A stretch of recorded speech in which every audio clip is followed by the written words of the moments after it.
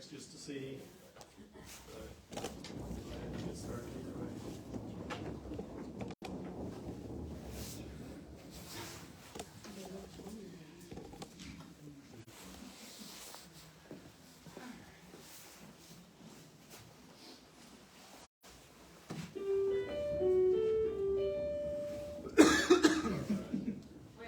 It's my ringtone. Sorry about that.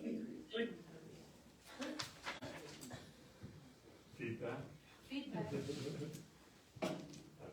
All right. This being a work session, we don't have a line item for public participation tonight. I see we've got a lot of public here. But we'll go ahead and dive in. Number one topic to get through is fees and field reservations, etc. Steve, do you have a place you want to get started? Give me just a second, because I'm trying to record this and on Zoom, and it's not letting me record audio for some reason, so let me switch over to some other sorry for the inconvenience. Basically, you should have in that packet a list of 4 different documents that are up here. One will be baseball, softball usage, soccer field or any kind of field outside of ball fields, courts, and shelter houses. That's real similar to what you saw probably, I don't know if it was an actual meeting or a work session. But anyway, we cut those prices that you initially saw basically in half. Speaking with some other area folks and community members, and we felt like we want to be able to have, we need to, Josh is here, sorry. We need to be able to, generate a revenue to be able to hire staff and keep the facilities up to par. But we also don't want to price ourselves out of being able to, do those things and work with people and things like that. So I feel like what we have now is pretty comparable to what you're going to get in the area, especially for a new complex. So, we're not really going to vote on anything tonight, but tonight would be a great chance to, if there's something you'd like to see different, a certain area you'd like to change or modify in any way, tonight would be the night to do that, so that when we do meet in 2 weeks, we can be prepared to vote on that topic. Okay? So I guess I emailed those out, I don't know, was that last week?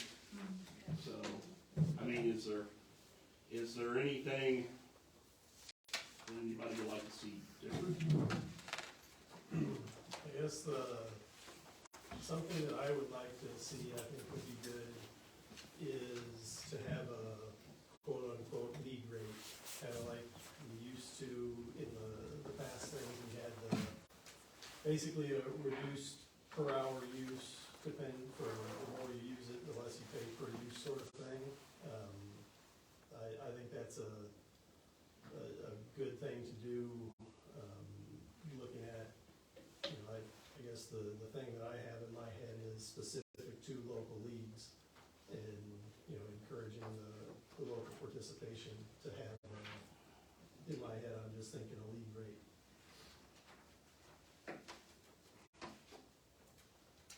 Anybody have thoughts on that?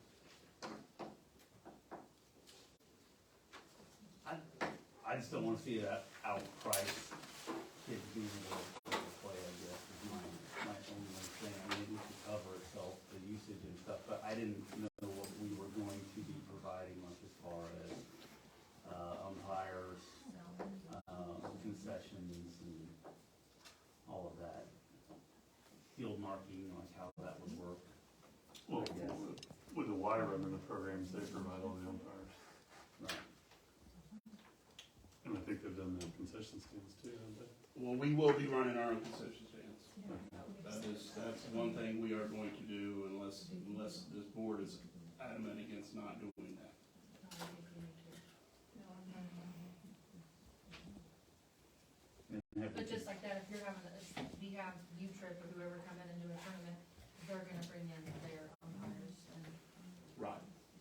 unless we get in the business of running, if we have a tournament, if we host our own tournament, we'll hire the officials.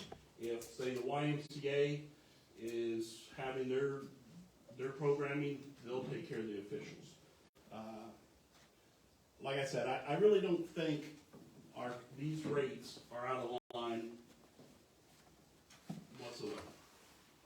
What's the difference between the top and the bottom on the baseball and softball? Top is basically Other than the numbers are different, but doesn't specify what it's let me for. get this recording so I don't. It's a per hour per day. Yeah, it's per hour per day. So Oh, okay, I'm it breaks sorry. down, essentially you would use the top if you wanted to have like a practice or even a game and only needed it for a couple hours. Okay, I see that now. Okay. I had a question. That would kind of fall into your league room then if someone wanted to have practice all day.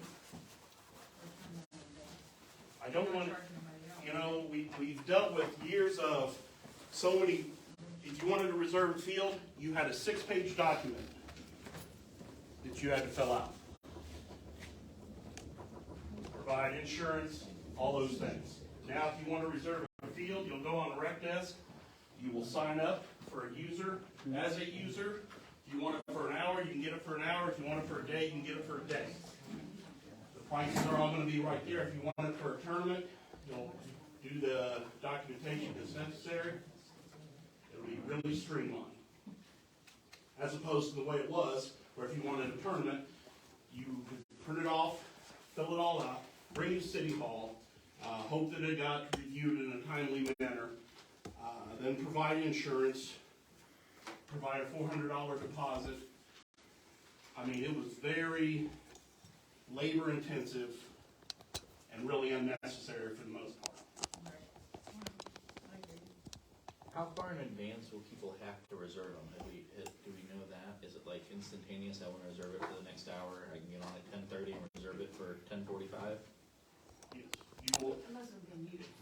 Yeah, here's what we'll try to formulate that.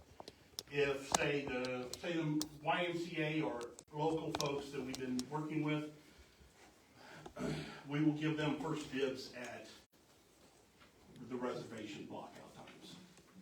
Okay, so some of our tournaments that we're gonna be trying to bring in, we will block out those days first, then we'll give it to the next, our local, like either the school, YMCA, whatever entities we work with.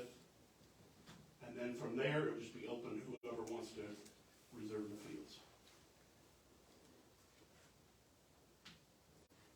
I mean, we can go through, then we get into this, okay, well, what leagues are we gonna consider to give a league rate to? I mean, is that just gonna be the YMCA, or is that gonna be some group that, I talked to somebody, with the Platte Valley League last night, cause he called me and was just kind of questioning me about our fields and stuff, and different places do it different ways. right, You know, like a lot of the small towns don't charge. He said Savannah actually does not charge their local teams to play on their fields. okay. And then, Just due to the taxes. yeah, And neither does Karn. Kearney and Savannah, I guess. But they don't even charge like the local Well, Cameron teams, Here's I what guess, Kearney and and- Savannah have that we don't. I'm just curious. They have how a that- staff of, you know, I don't know how many, I guarantee they have more than 2.5 park staff. Anybody wanna debate that?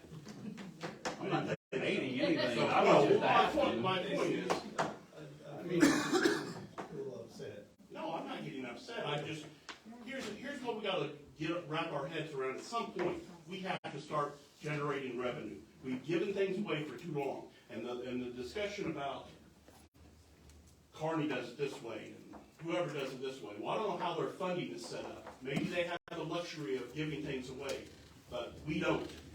We are, I know you guys think we have a lot of money, but we don't. That's reality. I worked here 15 years and we've scraped by to barely get anything done. You know, we work tirelessly to. I mean, it's just a I guess question. It's yeah, nothing yeah, to I like get debate or your anything. It's point, just a question. but I don't think we give anything anything away anymore. Whether, I don't care if you, yes, everybody pays taxes, and some of those taxes are gonna go to this facility. But, I guess, Well, anyway, that's just my. I worked up a breakdown, kind of what it would cost per kid, based on last year. Like Platte Valley, to play this year, like same schedule and everything. And I can pass it around if anybody, if you guys just wanna look at it. I got those copies. Just to see what we're looking at, you know, so everybody can kinda see. And it was like 2 practices per week for like the 2 last weeks of April. And then May through June, 1 practice per week. And then 4 field markings for 4 games and 4 umpires. Came out to about $50, under $50 per kid. That didn't include like uniforms and hats, which is $25, $30. So you'd be looking at about $80 a kid, not including, you know, if coach has to go buy equipment or whatever. Because last year, I believe the Cameron Ball Association like provided equipment, balls, all of that, and I believe the Y probably does that as well, I would guess. So, but that's just kind of a So this is breakdown. different, this example here is different from the Y then? Yeah, I'm not sure what the Y's is. Okay. I mean, I don't know if Mary Jo has that figured out, what it would cost per kid or anything like that too, but, It's very similar to that. okay. I mean, you know, when we calculated what it was gonna cost, it was gonna add another $50 or $60 a kid for our kids to play. Yeah, I just wanted to see That what was it at was the gonna $20 cost. or the $10, that was at the original or the $10? That's at the $10. It's closer to 75 or 80 at the original cost. Okay, well, that's just information I put together for everybody to kind of see what it's gonna cost per kid at these rates that are proposed. So Steve, you said you haven't yet come up with an estimate for what the increase in staffing needs to be to accommodate this, is that right? We need you staff full time. I couldn't find the cost sheet for that, do you know what that, are you thinking 2 full-time seasonal or year round, or? 2 full-time is 2 full-time year round. So you're saying we need to hire one more full-time? I don't know. How many teams is this? No, Plus we need, seasonal help, I know, but yeah, seasonal, we need 2, No, just- we needed a minimum of 1 full-time, How and many Cameron teams are? you guys have seen this before. Like last year, I love to print out stuff and give it out over and over again, 2 AU girls, but here it is. 8 U boys, thanks, Steve. 2 U girls, 2 10 U boys. This is what Carmen put together that 12, 14, 2 or 3, 14, there's about 10 teams. if we were to hire a full-time employee to help the maintenance 10 of, Cameron teams. Travel around the different communities. We, Our- we travel Savannah, Stokesville, Austin, Clarksville, Eaton, Star, Helena, Cosby, Lathrop, and Plattsburgh is supposed to be coming over to the Platte Valley since these fields got, complete. How many teams does the Y have? But just, they We have about 200 kids. all just stay in Cameron? Well, we have 6 teams, last year we had 6 teams that played in the Northern Lights Baseball League where we traveled, Okay. so, So are these the same towns that, no, they're different, okay. yeah, they're different. How many teams did you say you guys have? We had 6 teams. 6 teams? And about 10, 10, 12, I think. 10 to 12 other on the Platte Valley. Do you have any That's estimate not for- counting T-ball, that's just machine pitching. Okay. We had another 120 kids in T-ball. Do you have any estimate for supplies needed, like marking paint, that sort of thing? Any ballpark on what that may be? chalk per bag roughly is anywhere from 15 to 18 bucks a bag. Each field is about a can of paint, fuel, marking, like, depending on, probably usually an hour per field. I mean, I'm not gonna go to break down every, I was just looking for a ballpark. well, okay, well this, I put together on that fee structure, $50 per marking fee. That basically covers the expense. I guess that's, in my experience, like I mark the fields for all of our games and depending on the cost of supplies, the 50 seemed like high for actual expenses. So I was wondering. Well, I don't know, I mean, that's what it costs us. That's what it costs the school district as well. I talked to Coach Mack. I don't know, maybe you get some kind of rate different than I can. Is that sheet there part of the? I don't think I have a copy Maybe of labor the sheet too, you're talking if you don't about. have labor in there. No, I'm just saying, it takes me 20 minutes, 25 minutes to mark the field just in terms of time by myself, so I'm just looking Drag for. it, mark it, Yeah, that doesn't include yeah, that. see. So, as part of that marking fee, are we expecting to drag the field prior to every game, or is that just like once in the Initial. afternoon before the night? Or- If it's a single, that's one marking, $50 is one marking. If you look at that ballpark, say you wanted a tournament, right? You get an initial marking for $50 and a $20 touch-up fee at some point during the day. No, that's one drag, we're gonna drag it, mark it, Okay, so the marking fee includes dragging and everything? yes. Once, that's a marking fee for $50, that includes, when you go out there, drug, mark, bases, and appropriate depths, everything you need to play. Two things I'm gonna say. One is, I think we have two different things going on here. We have the league that travels, and then we have the Y that's been running the programs locally. If you charge the same for both, the YMCA is doing it, all the Cameron kids are getting charged in that. Whereas in this other one, Cameron kids are getting charged in it, the other teams that are coming in aren't contributing to the costs that those kids are occurring. That's why there's an in-town, out-of-town. But how are you gonna do it? Just say Cameron's playing Lathrop. Is the Lathrop team gonna have to pay to? Whoever is the coordinator of that, whoever reserves the field as the coordinator, this whole league thing we're talking about, I'm talking about our facility and a set fee structure. So if you are an in-town person and say you run a league and you live outside of Cameron, you will pay those out-of-town fees. If you live in town, you will pay the in-town fees. That's the tax break you're getting. Correct, but the problem is with that is that it's not a central body that is uniform all the way around because. Well, whoever fills that out for that league, as far as. Well, say Chris fills it out, then every Cameron kid that's playing is gonna be covering the cost of Okay. every other team Do you that have to comes in. pay a fee to join that league, or they just get to be in the league for free? No, we have a league fee Yeah.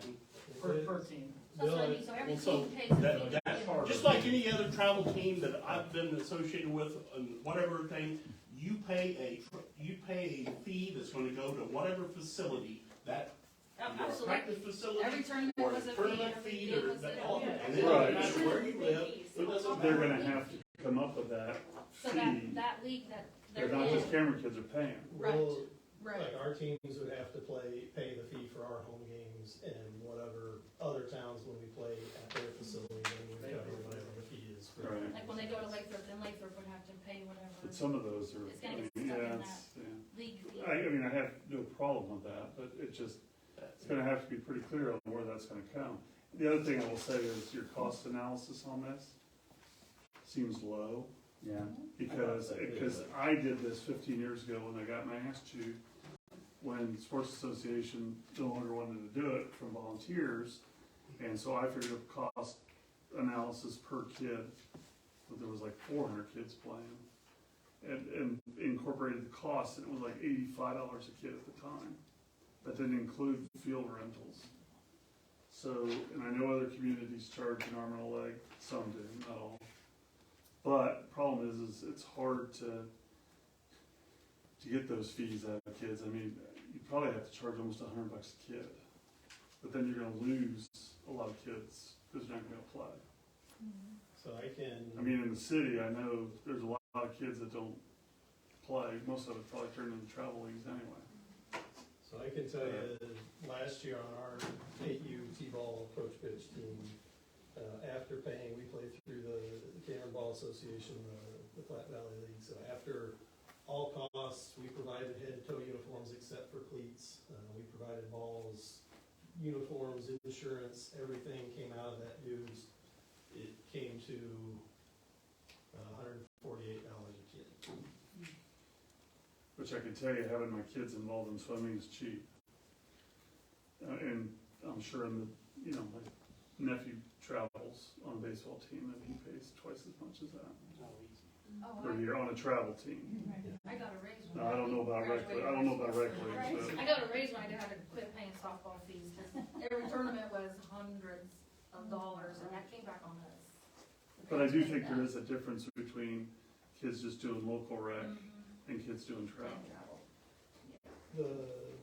The older kids, Mary Jo, you play out of town, correct? Or am I wrong about that? They play in town, out of town. So it would be the same as the other stuff, Yeah. which only the other games, but Half their the games are in very town little and half are out of kids town. are only basically practices The in town. T-balls are more than 100% in town. Yeah, so that would be the only real difference there, you know, even in that situation, the field fees would be covering just the home games, same as the other. For one practice, it's $10, basically. For an hour-long practice, it's $10. And how many kids are on a team typically? 15, 12, They have 15? 12, yeah. So, I mean, that's less than $1 per kid for a practice. I mean, I guess I don't think that's You have to ridiculous. charge something, and we can't, again, we can't just do it. Now, when you come to a game, you know, most of your, a lot of these games are gonna be much more than an hour either, and you're gonna have a marketing meeting. And we can probably arrange something, block out, if a league, a team, whatever, wants to have 3 consecutive games, I don't care. That one marketing fee will cover, if you block it out for 3 hours with your marketing fee, you can have 3 games, boom, boom, boom, $30 plus a $50 marketing fee. I mean, Are most of the seasons just spring and summer, there are no fall Softball. softball? That's just school softball though, right? yeah, but the school has shown interest to wanna, They still have Soccer tournaments. would be the fall. yeah, they definitely wanna be on our fields for tournaments and things. Just I one, could get a fall one going if we yeah, did, cause I know Savannah does it all the time, so I could get a lot more. just randomly when I was talking to Zug, he had mentioned the same thing about, that Matt had said earlier, that he talked to like some little league state officials or something, and he was like, we have the prime location to host those tournaments here, like even regional ones. Yeah, I was gonna say. And Now, I'm already in communication, April 29th, we have a USA softball tournament, 2-day tournament here. USSSA is coming in as well. I mean, That's awesome. I think we're gonna, that's why I want the ability to sell our own concessions, because for these tournaments, that's where we're gonna be able to make some money outside of the field rental. I get that. This is St. Joe. yeah, April, $80 that's when this league starts, I believe, ours. So, So what was this league charging last year per kid? I don't even remember. I wanna say it was $90 a kid for, Are you talking about, Chris, you talking about Keelan? for the ball Yeah. I did association. 85. 85. Yeah. 85 per kid. Yeah. And then, Why was it what? We charged $70 for a kid. For big kid baseball, for T-ball, we charged $55. And then we scholarship kids that can't afford to play either. I was Right, gonna and see, that's where, that's the group that I'm I mean, I do agree that we do charge something, and 85 or whatever, 100 a kid on these kids that travel is chump change, because they wanna be there anyway, their parents want them there, most, but in what the Y's doing, they're taking those kids that, you know, the parents are just trying to get them some exercise, or they're not getting invited to play on a team, so, which happens to some of them, but I'm trying to not or think of a way not to price those kids out, because they do, Scott, I don't know how many scholarships, but I guess in today's world, it might be half of them. Well, it's, in baseball, it's probably about 20 to 25% of scholarship. Well, one thing he mentioned just when I was talking to him, he said, you know, could you come up with a rate like for local, and then he's like, make all your money off the big tournaments and increase the price for the out-of-town, out-of-state people. That's something. I don't know. That's where I was going with you know, what do we expect for the increased staffing costs, all of the costs? I guess, I don't think that my opinion is, and maybe the board needs to take a stance on this, but my opinion is this facility, you know, it's tax funded, it shouldn't be, the primary purpose shouldn't be as an income producing venue. I would like to see the primary purpose be for local use. And the income producing tournaments are great in addition to that. But I've got a spreadsheet here I put together with an estimate for number of days, number of hours it will get used.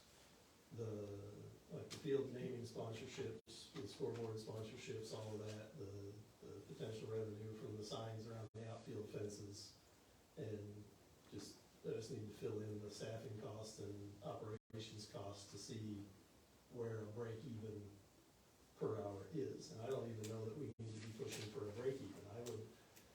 I would like to see my opinion is that the primary purpose should be for local use, as opposed to the primary purpose being for state or regional tournaments. Those to me should be the extra as opposed to the primary. I don't think that's the primary goal. I think the primary goal is to not lose our rear end. I mean, we have to, We can't, stuff isn't free.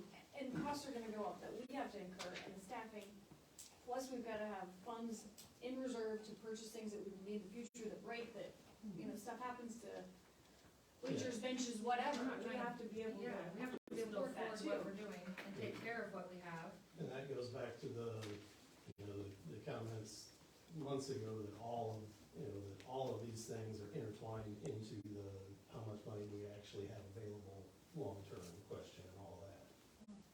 We have our answers now, though. Well, I mean, there's just, I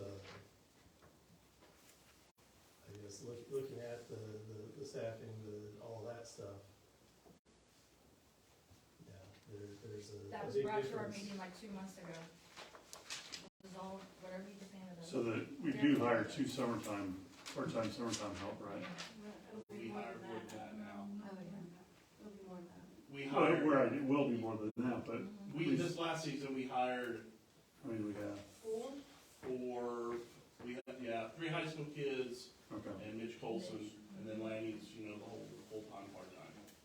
So with those individuals, we still need 2 more? We need year-round employees. Yeah, I don't know, no doubt about that. I mean, any money that would be positive that they would make on the deal would go back into the park system. I mean, I understand it's taxpayer funded, but taxpayers will still be getting the benefit if we are able to build better playground equipment and rent parkers. I mean, it's still all going to the taxpayers in the end. Here's what we've dealt with. Say Park Valley, for instance. You know how many times over the years I've heard this park has just been let go to nothing? I mean, we battled through that facility, tried to build new restrooms, didn't have enough money to build new restrooms, concession stand, didn't have enough money to really even keep it playable hardly. There was some safety concerns every year. We just kept on keeping on. Well, we can't do that with this facility. If that's the plan, then I'm out. Like, I'm not gonna, we can't nickel and dime until this facility just goes like Park Valley did. And that's what that's where we'll be if we don't start making some real smart decisions.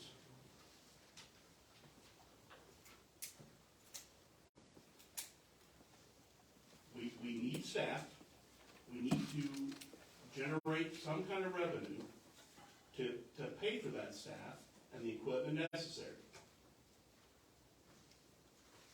So on the staff, you said 2 full-time year-round, you're saying that's in addition to what we already have, Yes. 2 full-time year-round? No, we might not need as many seasonals either, but what we need is a minimum of 1 additional full-time staff, ideally 2. Look around the area, tell me how many other parks departments have 2.5 staff, the size of Tanner. Chillicothe has, I don't know, 15 park staff.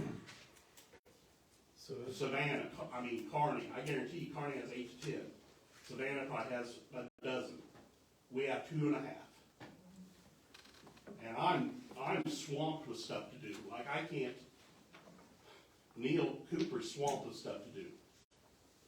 I'm trying to update a brand new website so we can facilitate these things, and we're still building a multi-million-dollar ball field out here. Which one of these would be the 2 full-time that you're talking about, the maintenance coordinator or the maintenance worker or? The bottom one, the maintenance worker. Maintenance worker, 2 full. That is my position and Neil's position, the top 2, and then, Oh, okay, gotcha. and tonight, we're not voting on anything, so really this is all discussion, but at some point, I know there are people in this room that need to know, what, if any fees we're gonna have sooner rather than later. So, I just know, for me, it's gonna be really difficult to, okay, we're gonna give this rate to this person because they're helping out this group, and now, because where does that end? I have youth football and cheer, I have the soccer club, I have these other leagues that are gonna want the same,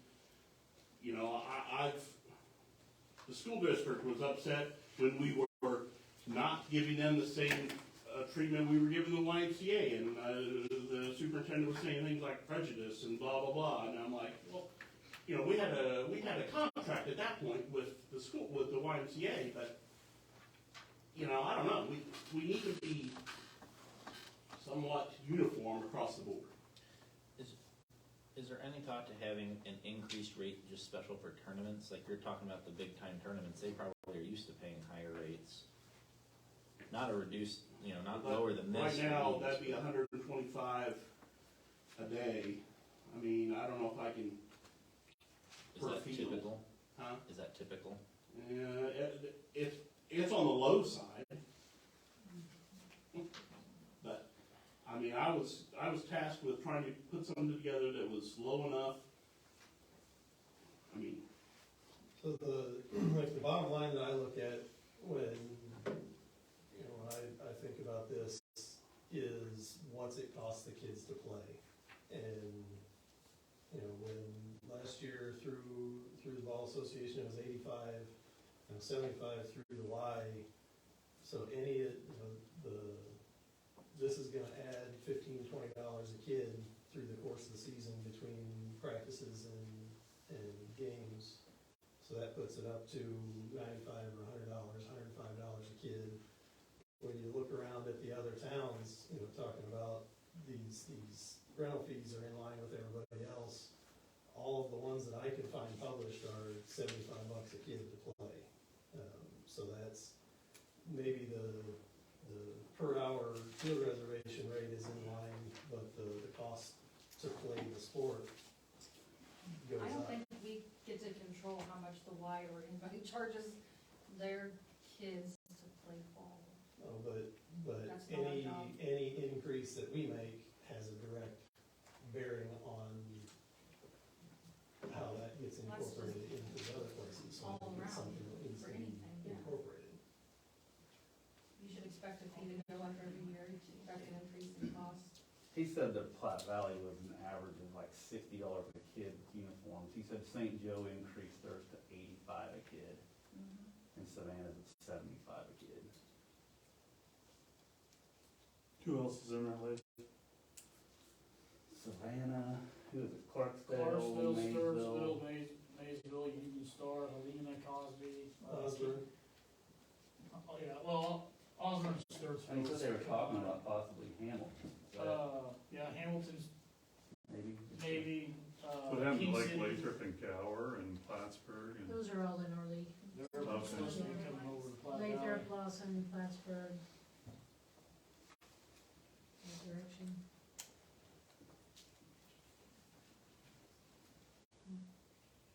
So the only two towns that really got good facilities that you play on would be Cameron, St. Joe, and Savannah. They don't play in St. Joe.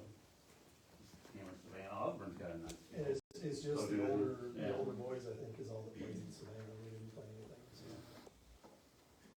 10U and up. And, They don't let you play on the field and all that. Is there any consideration, like, I know I sent that out on email, like, just as a suggestion or in that survey, like, a time frame for local leagues to book them first? Like, for the usage for Cameron, like, to have precedence for, to at least allow Cameron teams or players to book the fields, like, for a 2-week period or whatever, like every January or something.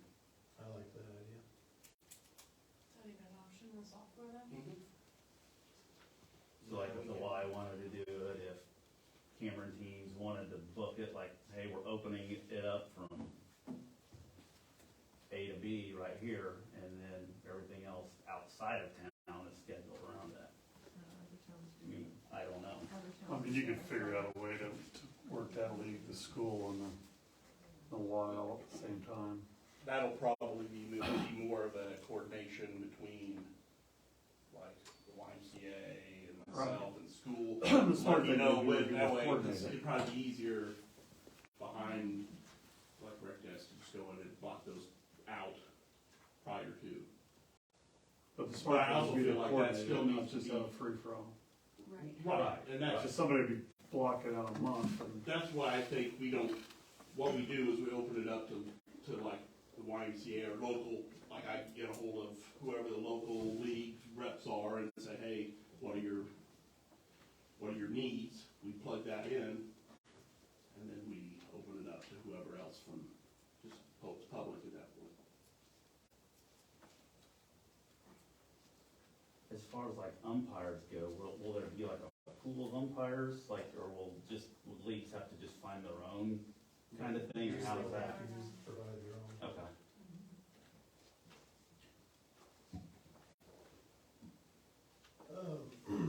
So one potential hangup there with the field marking fee, let's say there's 3 games scheduled for a night, one for the Y, one for the Platte Valley, one for the school. Each of them, when they sign up, would then, if they reserve their games, they would each be assessed a marking fee.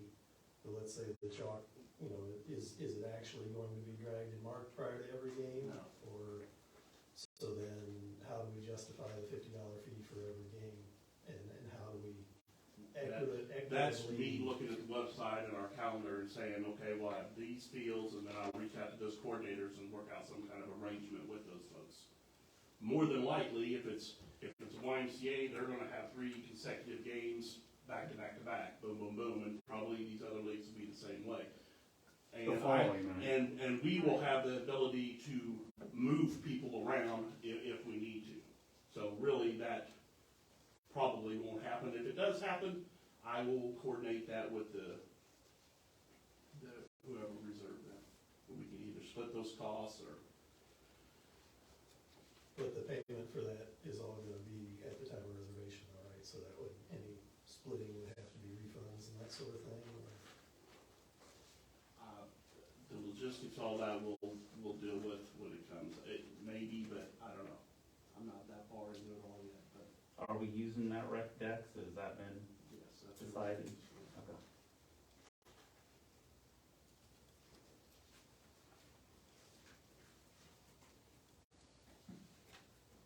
I guess I still like a league rate of some sort myself. And I get, I would probably do away with the resident, non-resident, and just have a league versus non-league myself. What's a non-league? If somebody, it either be like just a one-off tournament or just a not as part of participation in a local league. You mean like a local league rate? Yeah. Yeah, specific to a local league. What do you consider a In local years league? past, that would be 100% of the participants. And that's gonna be a significant number, yes. I mean, I'm not aware of anybody else. It is. I don't know that it would get to 100%, but it would be a very large percentage. I think. What do you call a local league? YMCA? A league with a team playing in Cameron, and the Cameron team playing, if it's, so I wouldn't expect, just like, take the Platte Valley League, for example, if they decided to move the Stewartsville Osborne game and play it on Cameron's field, just because they're in the league, they wouldn't get the local league rate. It would be for the Cameron games in, as part of that league. It's gonna get complicated. Yeah. As far as how do you consider who's local when 9 of the 10 teams are not local? It would. Well, the other issue, how many teams get moved from another town because of rainouts and get moved to Cameron, that's playable. What would be a resident Yeah. that wouldn't be a local league? It would just be some Cameron resident wanting to have like the family event there. Why, we wouldn't wanna charge them more, would we? Softball. Right, we wouldn't wanna charge them more, would we? I mean, that's still a Cameron resident. What does it matter if it's a league I or was if gonna it's say, a is there any of them around here now? And I remember back in when Eric was Some of the playing, older kids, yeah, there are. travel there's leagues. just like one team that Right, that's what and we wouldn't wanna charge them more. I think resident and non-resident makes more sense because the resident is your tax, I mean, I understand where you're Yeah, going they're too. mixed, yeah, they're mixed. Those, all the local leagues would be getting a discount as opposed to non-local leagues. Now, And I'm thinking of it in terms of a bulk discount like we had before. right, okay. And that's where I came up with the league rate is kind of the bulk discount rate. And then you also get into the question of, like, say, you just take the Y as an example, is when we start reserving times, how do we allocate practices for the Y? Is Mary Jo gonna be signing up all of the practices, all of everything? Is each of the individual coaches, like, are we going to have, I guess this is probably a software question, but is there gonna be user accounts where we can assign individual users to the organization? So like I coach Y basketball. If I register for a practice, that's gonna make me pay for that practice time. No, it'll be all through the umbrella Everything's of rated the, on Y. whoever, if it's a Y league, then the YMCA covers all of that.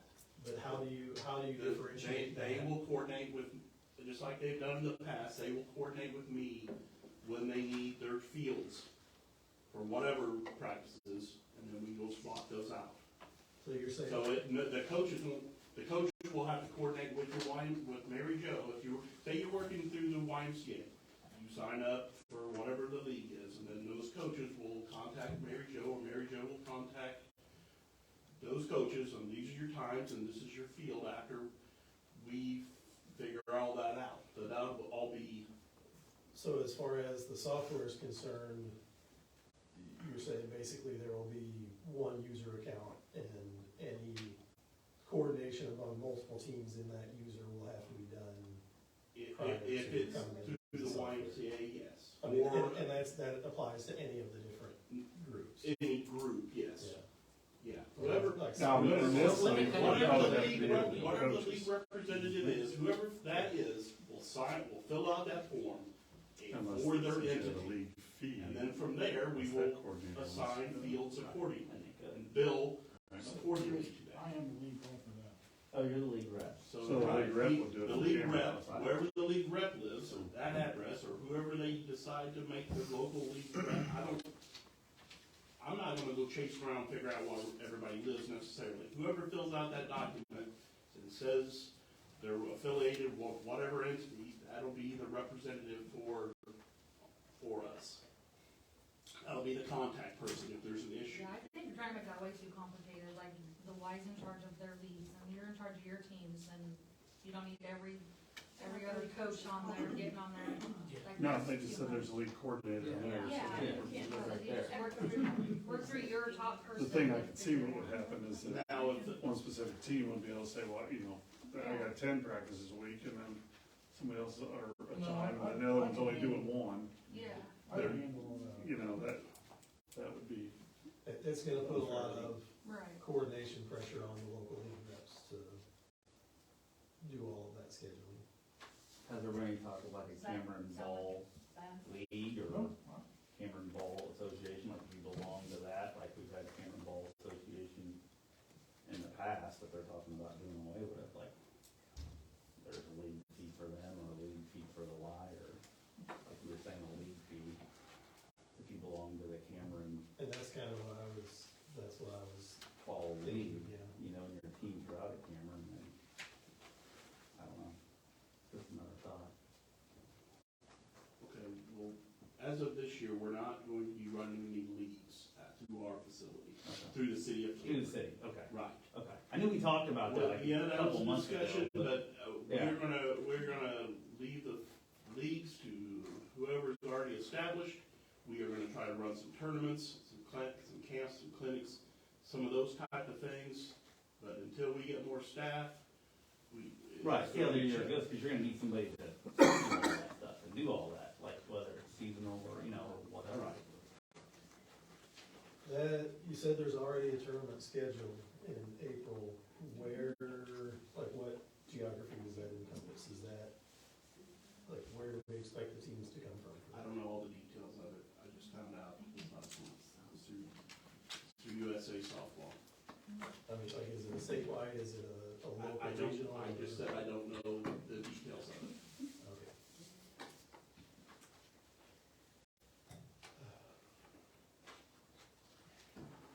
Next topic, So, any questions? Like, we've been going at this for yeah. 50 minutes. What's our angle on this? Here's what, yeah. 2 weeks from tonight, we're gonna need to vote on this, so. Just on these structures, and if we need to alter any of them before then, is that what it was? I mean, unless someone would like to draft something completely different and present it at the park board meeting. Can we ask in public for any input, if anybody's got any, since there's so many people here, or not? No, it was stated on the agenda, no public participation. I mean, we've been having discussion. Right. It's not like,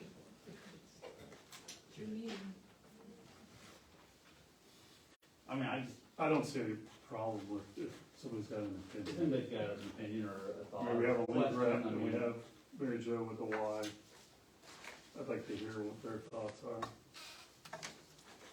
And I know a little bit about some of it, but I'd just like everybody to hear, make sure everybody is on the same page.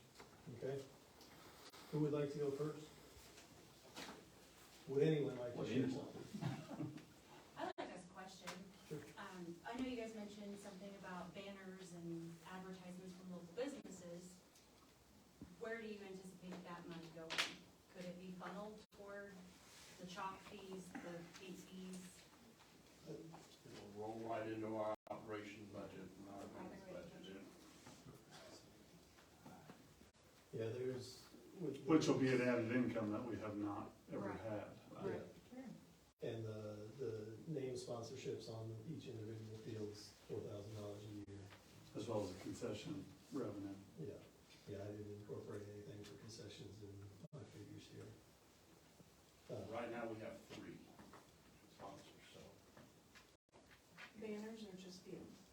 that's all we have. Just the 3 fields. field, we don't have any We don't have additional. any. We never had really announced the banner program yet. No, I mean, we kind of had it all together and ready to go like year and a half ago, wasn't it? I don't know, About 2 years ago 2 almost. years ago, maybe, Yeah, it took me a long time to find that. yeah. Like, I just, the only comment I have is you guys are in a tough position. I mean, I've been at the Y for 20 years knowing you gotta balance a budget. And you can't do, Steve, you're right, what you know with those old fields. The last thing we want is those nice fields to go downhill. So we all understand we have to pay for it. We just have to find that balance. And that's a tough balance and it's a tough decision to make for everybody. But, like in our case, we lose $5,000 to $6,000 a year on baseball. We eat that cost before we have to pay for field fees, because we don't charge the full price of what we need. And so we just have to be careful, like I said, we have to find that balance so that we're not overcharging kids and putting such a burden on kids that kids just don't play baseball anymore. And that's the, you know, that's me speaking from my heart on that one, is we want kids using those fields. So you have a tough job, I totally understand that. We're all willing to help out and do what we can, to pay what we can, so. We just gotta make sure kids are using those fields. Right. I guess I Good. could, Go ahead. I could piggyback off that, just for those that don't know me, I'm Ryan Riddell, coach a couple teams in the Platte Valley League, also coach a couple soccer teams. Appreciate everybody's work in putting these fields here. I would be a fan of the Cameron Ball Association, because speaking for myself, 4 kids, 3 different leagues. Not because we want to, that's because that's where we can find teams. We had one field to practice on last year between 12 teams. Like I said, I would be a fan. I understand the logistics and everything having this ball association this year and why it can't happen. If that's something we could work towards, that would be great, to have one place to come, sign all the kids up. I mean, I know Y does a great thing, but for those that want a little more competitiveness, more towns involved, I think that'd be the direction to go. So, whatever we do this year, or whatever you all decide is best this year, that's fine, that's great. But that'd be my opinion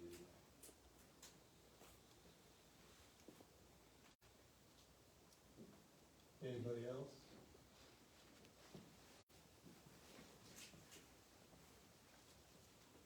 What is happening with the old fields? Sold all that to the school, so it's a school So the school decision. will own those fields and the school will use those fields in the future. Yeah, the school You don't owns have to that compete. facility completely, Okay. yeah. I would say most likely they'll use those as a practice, and when it comes game time, they'll probably wanna. Yeah, I don't know. I think they're investing more and more money into that. I still think they're gonna play a lot of their home games there. I do know they wanna have some bigger tournaments through us, but, we'll see. I would just think with a backstop situation down there. Yeah, no, I know. I think I think baseball might that's be, probably the biggest complaint I think I've ever heard. I can see With the baseball. short fields, it was the backstop. It's basically a second catcher. We'll see though, they haven't, they said they're definitely interested in some tournaments, but. That's the only other thing I have, or the fees for like weekend tournaments, just seems low for $100 a day to rent a ball field. Maybe that's how you offset some of the practice costs. Well, I'm just saying, even, I mean, when I was playing men's travel softball, go to a big tournament, those fields weren't free. I mean, I'm sure our entry fees were, I was going to umpires' field usage. Yeah, I always plan on at least $20 a person for an entry fee for slow pitch tournament. I mean, $100 a day, I don't know, it just seems kind of low for, Maryville charges $115 a day for one field and $250 per one. $250 per field? Per one? I Or guess not 250? real clear, this is for an all-day tournament, deposit, a deposit is deposit $115 for one, and the fields are $250. Yeah, I called a lot of different people in the area and got an idea of what they were going, and the bulk of them were $15 an hour. They all added lights. I'm finding out that our lights aren't gonna be that expensive, so maybe we don't have to do that. Well, we had that in there, but the majority of the board thought maybe that was. Well, if they're not that expensive, then maybe you might consider, I'm sorry. I found the specs on our lights, ran at the maximum, like the first 40-hour residential electric fee for the city. The most expensive field for lights is $1.62 an hour, and that's the 300-foot baseball field. So you might wanna add, instead of lights, like all the other cities do, believe me, all the other cities do, about $10 an hour, a field an hour. For lights, you might wanna stick in the chalking or something else.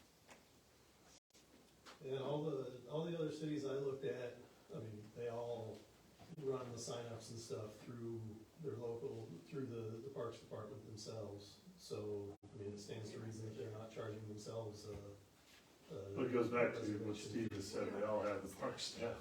Yeah. Yeah. And, So, well, I'm looking at that as, you know, outside of, so if this were under that sort of structure where the leagues run through, you know, that's essentially the league package.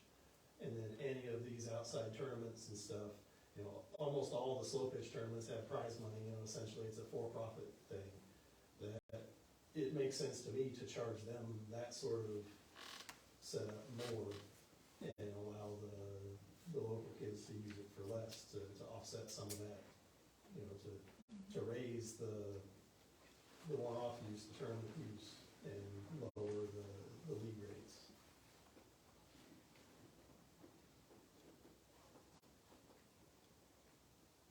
And I guess my opinion is, looking at the full scope of this half-cent tax, you know, we should be able to dedicate a chunk of that to the increase in staffing and the increase in operations cost and all of that,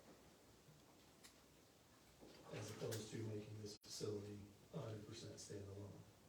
It's the same as the pool. It operates at a big deficit every year. As of right now, our half cent doesn't even cover the next LWCF construction project, so. after years of being on this, it's obvious, well, it's not necessarily because I've been on the park board, but parks don't make money. Green space never makes money. Kind of like a cemetery, they don't make money. Here's what we need, we're not, So, we're not looking but to. you gotta have them, so you gotta do what you can to make sure that they're maintained. Yeah, I don't think we're in to make We're not gonna make money, we're not even gonna Right. break even. We just need to get enough to Maintained. maintain. For a really different perspective, some people would just imply all sports and just everybody be band and choir. Which is a cheap pleasure. I know, no kidding. But they all pay for their own stuff. I was gonna say, there was a comment, I'm not gonna comment on Yeah. this, but. Yeah, they all pay for their own Yeah. stuff 100%, and they have, one concert a year, or two. Yeah, I had that discussion with a school basketball coach one time. He wasn't very happy with me. Steve, when you talk to like the USA softball reps and stuff, how concerned are they on what it's gonna cost per field?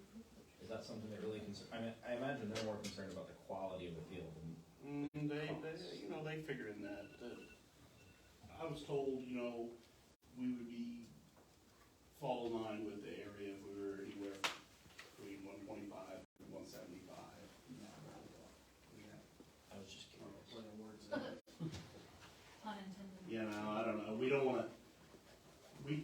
wanna price ourselves out of anybody using it, and that's the whole, We want full overtime.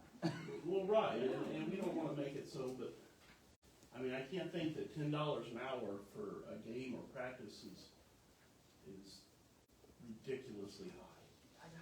I don't see how it is either.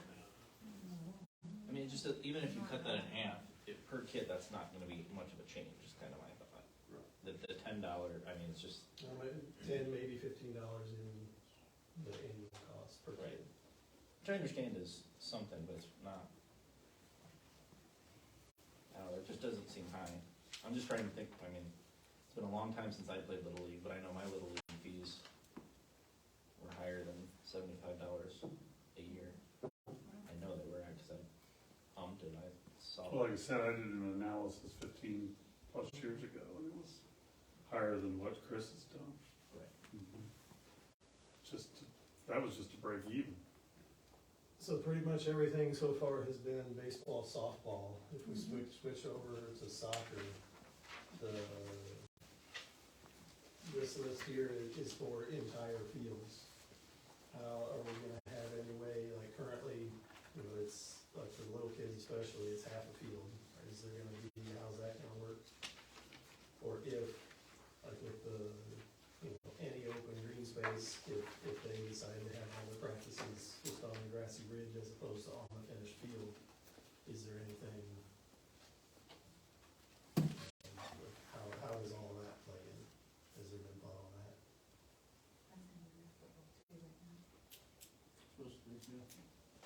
It would be anybody who's using that field, and no, I haven't broke it down into quarters, and, I mean, I don't know, I'm sure we could probably, Just in terms of efficient use of the soccer fields, I mean, whether it goes all the way to quarters, I don't know is necessary, but at least halves, I think would be worthwhile. Yeah, cause the soccer club and the Y sometimes we're sharing a full-size That field. was frequently. I mean, Yeah. sharing's kind of, you know, I know they got, YMCA got asked to move multiple times for no real reason, and I don't wanna get into all that, but we need to have a better, if somebody signs up for a field, that is their field to use. And I know we have a lot of groups that work together well, but there were some issues this year that we probably will need to address in the future. And hopefully we won't, since we have more space, but yes, Matt, to your point, yeah, we can break that down, however, half fields or, Because of the football, do they use half fields? I don't know. no, what they do is they'll use like a quarter of the field and then just beat it to death. Until all the grass is completely gone, and then they move about 20 feet east or west or south. Everybody just drives space and make that a bushy pit. And then the parks, we fall right behind them with grass seed and turfs. I will say this, that the field with the school zone that's up on the hill across from the golf course was supposed to be intended for that use. That makes me so mad, that whole, remember those days when we fought with this, not fought with the school, but that was intended for practice purposes, and no one uses that space. It's because there's no restrooms. That's why we don't use it, because there's no restrooms. And no matter how much you tell kids, the kids gotta go to the bathroom. And then Well, you're going, then you're first running across the road to go to the golf course. First couple of years, they planted the wrong grass seed because it was basically It like was pretty straw. rough. It was pretty rough. But, you Where is know, this? What is this? the field up on the hill across Right, from the, right. where the old Right in field front number of the 40 schools. stood. There used to be a softball field up there, when the Yeah. school wanted to build a intermediate, or the new middle school. The parks gave them that land with the stipulation that they would leave that area out front as a practice facility. And That's the why there's lights still there. But I don't think anybody's ever, except for the band does practice there, I think. They do have gym class there occasionally. I have seen that. Maybe some of We've I've never seen the used it lights a on. couple times, but it's hard because there's no no restrooms. restrooms, I guess that's true. Do you think long-term goal on this will be running this through the city? And programming it and running the programs, like kinda like what Ryan said, like where everybody's got a one-stop shop? I mean, I don't know. I mean, we're gonna need more staff. Right, I mean, if that That's me. happens, I don't know. You guys tell me, you're the park board, sure, maybe, I don't know. Or maybe somebody I mean, outside of the park board we- wants to run it and put it together and be in charge of it, and then you, like the Y, you get with Steve and coordinate your schedules and. I mean, if we wanted to run I don't want a programming, we could do it. But we would need more staff. right, So, understandable. you know. I'm just curious if that. That was some of the discussion I've been thinking about with this whole pool contract thing coming up. Obviously, we're short time now, but for this next year, but, you know, the year after that, it might be better, we might be better off to try to find somebody in-house that can hire lifeguards and help run the sport complex, and another full-time, like aquatic / rec superintendent, director, something like that. Now, that's kind of a tough position, because aquatics is kind of its own deal, but you might find people, I mean, there's enough people in Parks and Rec that like the position I'm in, that you learn aquatics and every other little spurs of parks.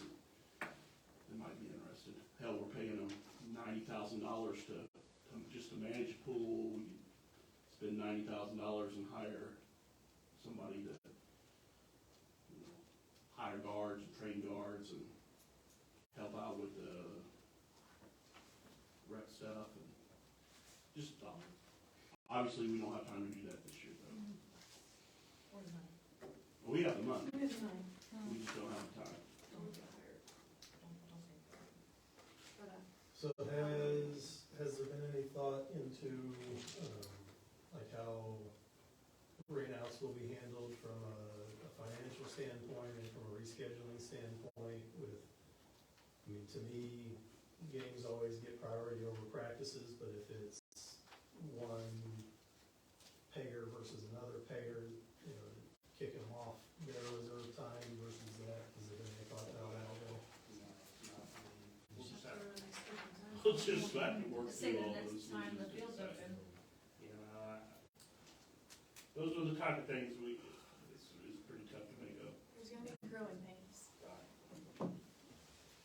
Yeah, I've done enough web design, I've learned that it's better to think of these problems before they happen instead of after it's all broken.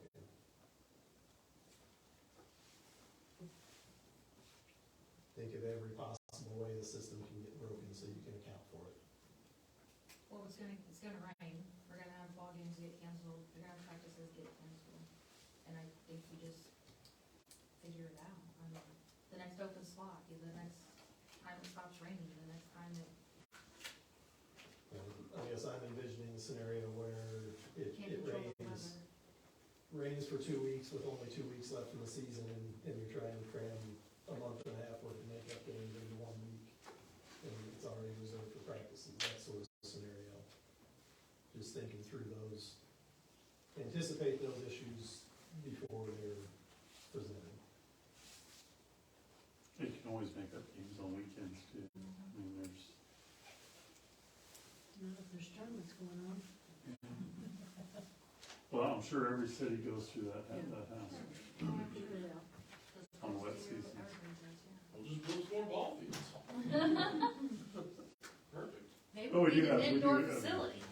One thing nobody mentions is that, I mean, I know teams have practiced down at the Elks too, so And that's what the Platte Valley League teams were all down at the I Elks. was gonna say, I'm sure that'll still happen. But we don't have, no, I don't think that is. for the Platte Nope, Valley. it's Yeah. strictly member only now. Oh, is it? Some insurance I can issues. see that issue. So Don't with worry the new, about that. the new ball fields, the Cameron Ball Association that we were a part of, that was practicing down there. Kinda Looking for a new home? disbanded, yeah. Homeless, Yeah. we'll play for field time. I guess, well, let's get an idea where everybody's at. Is there, who all, and this is just committee level, this is not board action, but who all is thinking and keep it as it's listed and run with it? Anybody?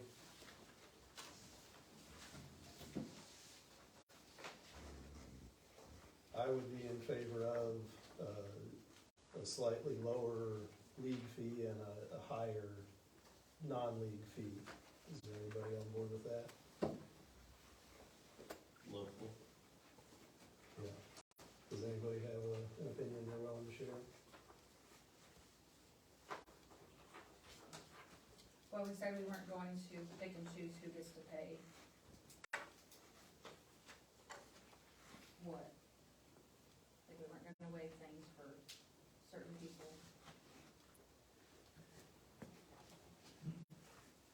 I'm not trying to say I don't wanna lower the rates, I'm just saying, we already said we weren't gonna do that. Yeah, I'm And not now we're saying gonna start- select one over another.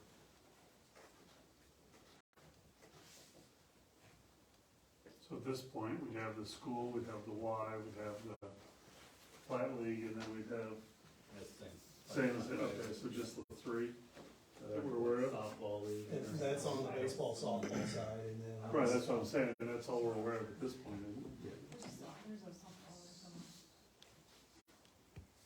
There's local people that have travel teams that I'm sure are going to want to maybe practice. I know Well, then they one, would fall under the they local, would fall under local. I guess when you say travel teams, what do you mean by that?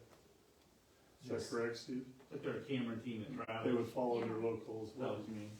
Yeah. So no matter- I mean, the choice would be is to not even make it verbally where it says local, it's just change the fee to $8 or whatever instead Well, of 10. I would specify it's a local team in that league as opposed to, like, I don't wanna get it into a situation where a Chillicothe league says, hey, let's go ruin Cameron's Fields and let's go play over there because we can get a lower league rate. I would, No, you I wouldn't would sign, like that you wouldn't to sign be- them up if they're coming from another town, because the Cameron people would have the first priority anyway. Yeah. There wouldn't be anywhere from the play anyway. Because you would have already incorporated all the kids that are playing from Cameron. I mean, with that many teams, there's no way, with only 3 fields.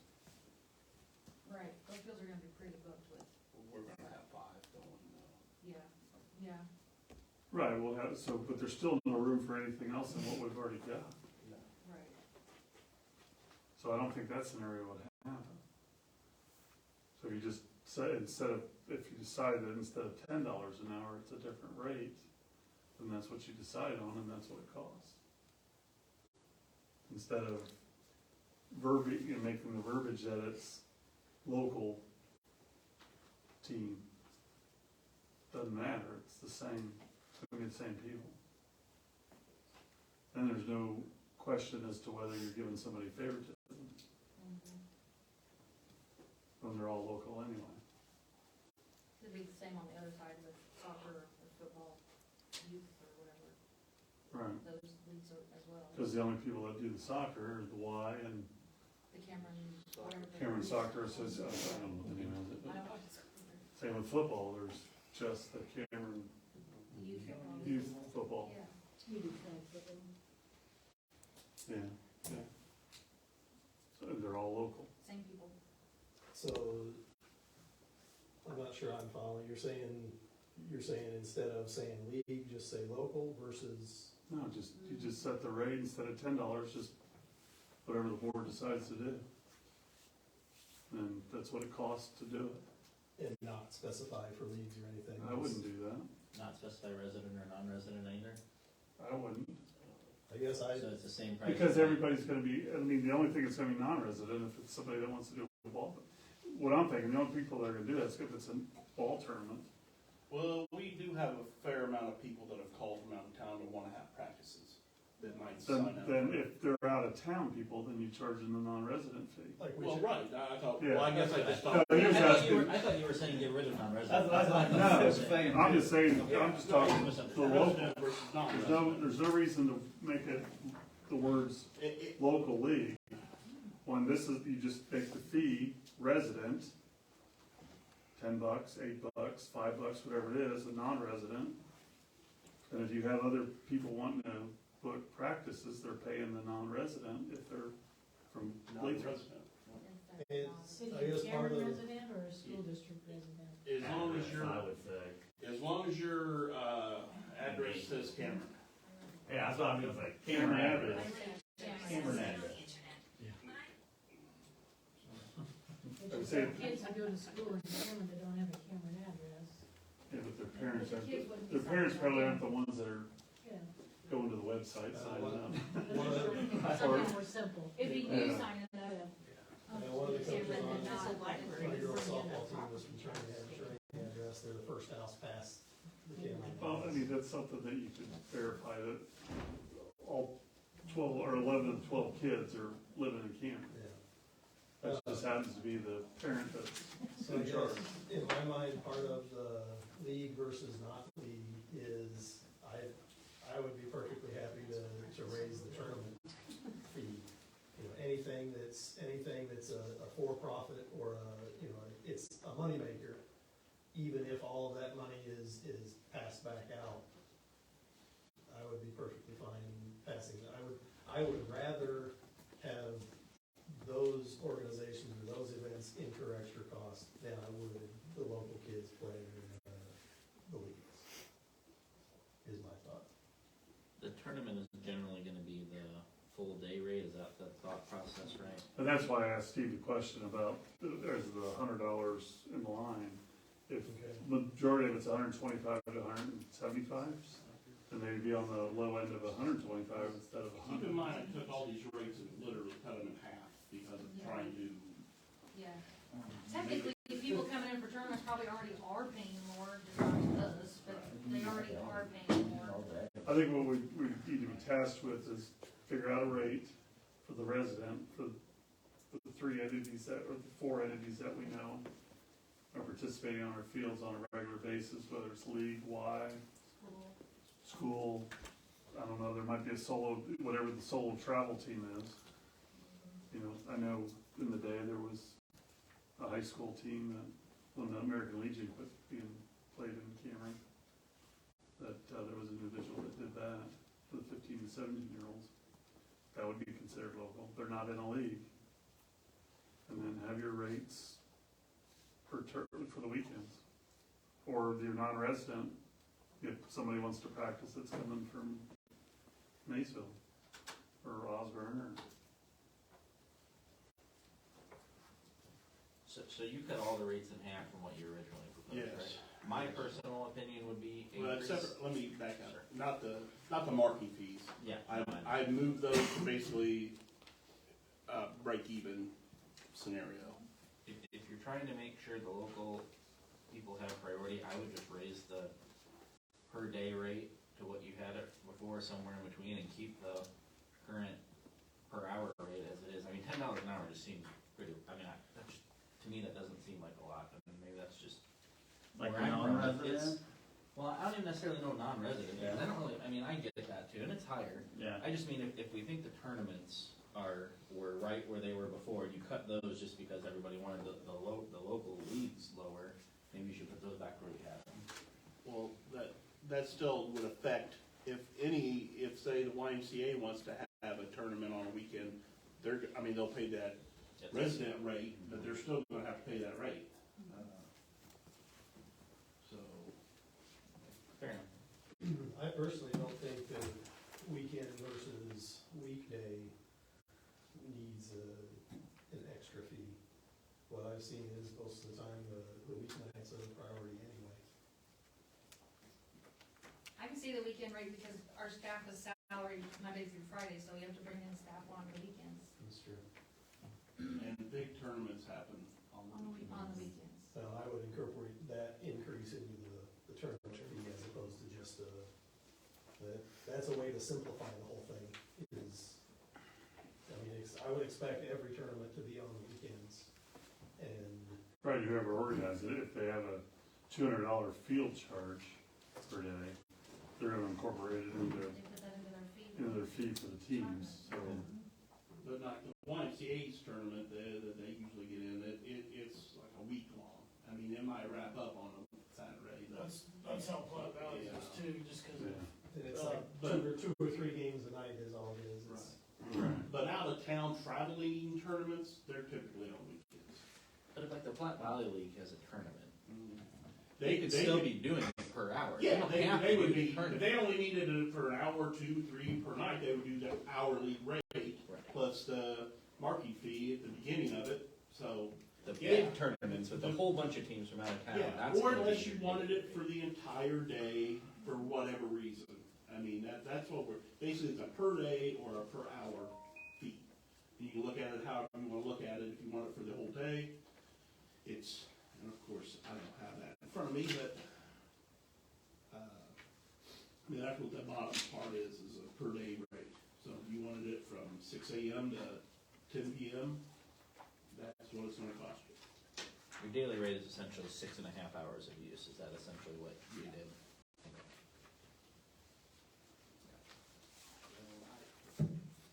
As far as like concessions, how's that gonna work? Like every game out there, will there be concessions, or is that, what can people expect, I guess? If there's a game, will be concessions. Okay. Well, you said that you've had interest from other people from other towns. Which towns?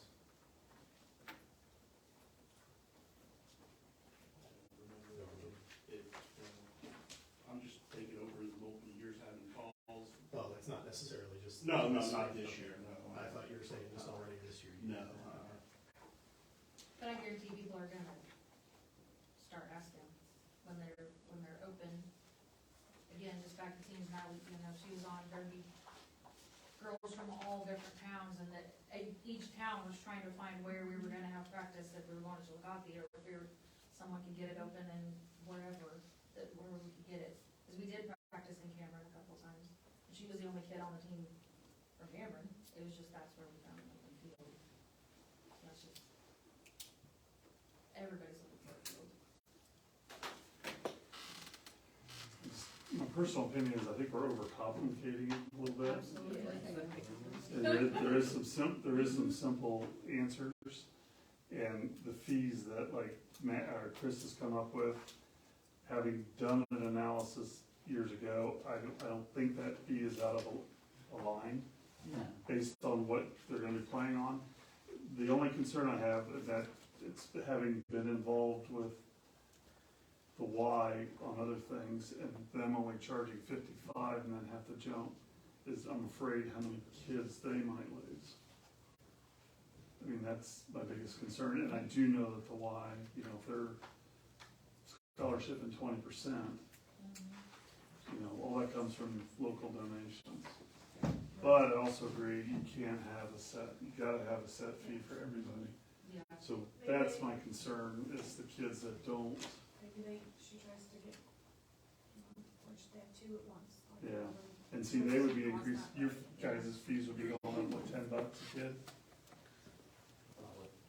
Theirs would be going up 20, 25. Average was 60, he said, and I figured about 80. What would you charge kids up?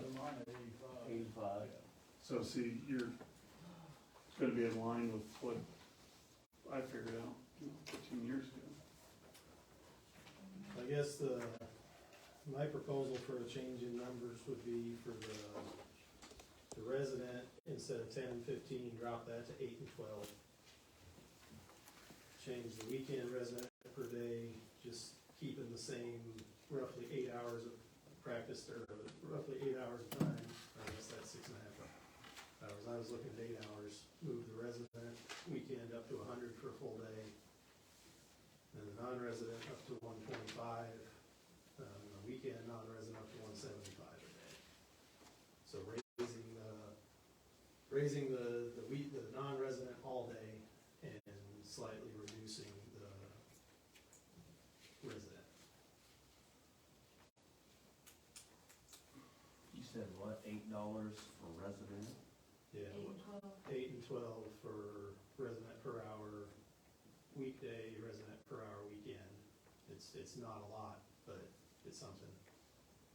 And then I calculated based on that, I calculated the per day at 8 hours for the cutoff. So on the full day, leave the resident weekday alone, weekend resident up to 100, non-resident 25.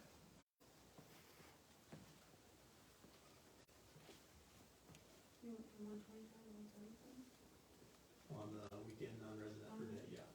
Well, if you're going up 25, why did you jump so much on that one? Multiplied the per hour times 8 and went to the first round number above that.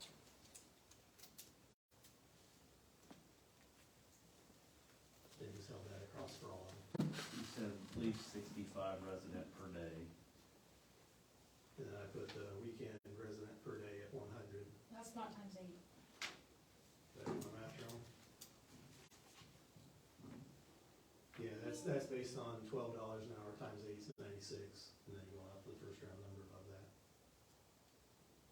And the non-resident per day, you said what? 125, 175. 175, 170.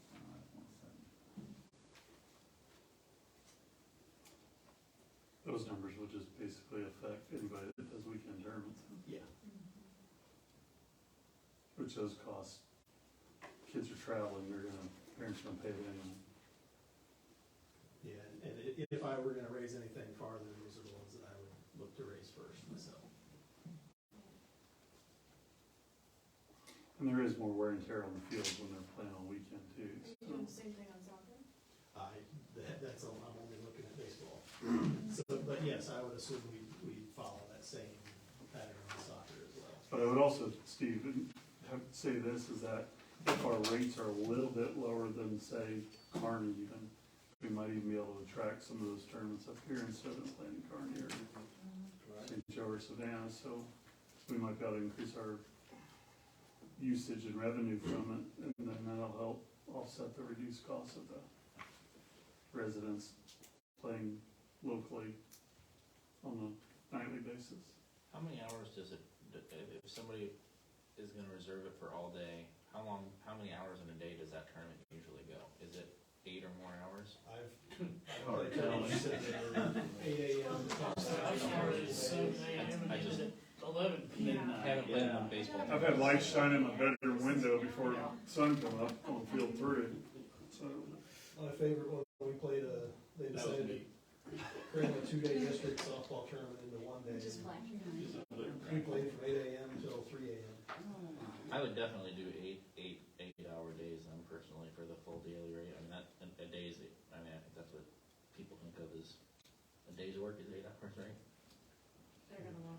And if they only wanted Yeah. 4 So, hours, they get 8 less hours. a day, or they get it per hour. Yeah, they're gonna have it for well over 8 if they're bringing it a big tournament. Yeah, I've seen them out there from 7 in the morning to So I guess 10 the o'clock question at night. is to like the Platte Valley folks, is $2 an hour gonna make any difference? No. It's in terms of actual dollars on their side, no, but actual dollars on our side, no either. I feel like that's, to me, I'm wanting to, I mean, it's a PR thing as much as anything, to show that we're trying to make it as affordable as possible for the local kids to use the facility. Yeah, it's not gonna make an appreciable difference in the registration fees on that side, it's not gonna make an appreciable difference in our budget on this side.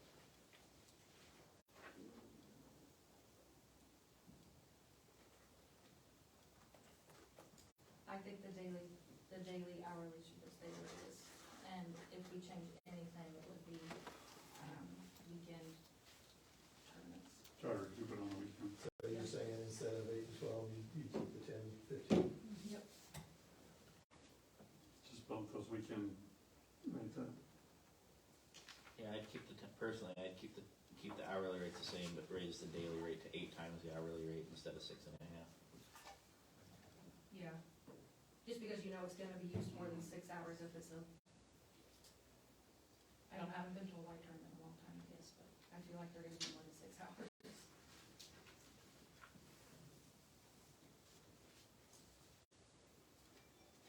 Is there any other scheme somebody has in mind? I just want them to get used. Yes, me too. This is the first year, I'm assuming we're gonna have to make adjustments.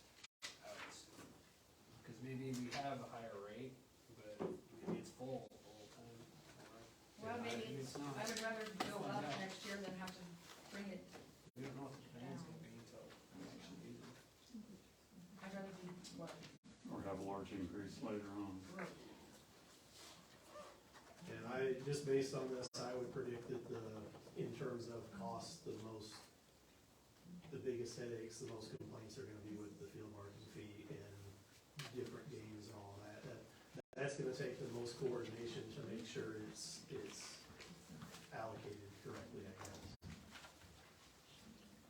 Whenever you have it in the system, if somebody books it on a night and pays the field marking fee, can you set it up in the system that only one field marking fee is paid? So then anybody that books it afterward just wouldn't get charged that field marking fee, they would get a discount, it gives the Y or whoever incentive to book 3 hours in one night as opposed to 1 hour each night, which is better for us anyway. That's exactly the incentive, because what we have had in the past is certain groups would want to speed it up, so instead of, they would book all 3 fields for 1 hour, maybe even the same age groups and everything. So we would have to mark, this was back when we were comping everything, we would mark 3 fields for an hour here. Well, now they're gonna think, well, I'm gonna, instead of paying $3 $50 marketing fees, I'm gonna pay 1 and have all 3 of my games on that field because it's saving me money. It would also be better because if you have, I mean, what if the game is going over an hour? It's better to have the same organization having 3 hours in a row than 3 different organizations. Yeah, I mean, that happens. I would count on an hour and a half for games, half-hour warm-up and. Right, that's what I was thinking. I mean, a soccer game is never gonna be over. It's never gonna be an hour. It's 2 halves plus warm-up time plus a halftime break. You're never gonna get Or done. something that's, Yeah, I think that guess I like the only charge the marking fee for the first game of the night. That encourages somebody, if they wanna play a game, also to piggyback on the back of an existing game, as opposed to picking an open night completely. Rather than first game of the night, just the first reservation, right? Whoever reserves that night first is the one that pays the field marking fee, and then it, you know. If it's a practice, I don't think they should have to pay field Nobody's marking. marking fields. Nobody marks them. Yeah, you wouldn't you wouldn't do the field marking then. Yeah, so it would be the first game reservation. Correct, yeah, whether it's a six, whatever time they reserve, yeah. Yeah. Something Matt just said back here was that most of their games run an hour and a half to 2 hours per game, so like for one game, you have to pay for the 2 hours for That's- one game. That's how I figured it up, so, Okay. on my stuff. Yours. So- Yeah, I plan on an hour and a half for the Yeah. 8U games, an hour for game time. Well, we have an hour time limit and then plus a half hour for most of the team games and stuff.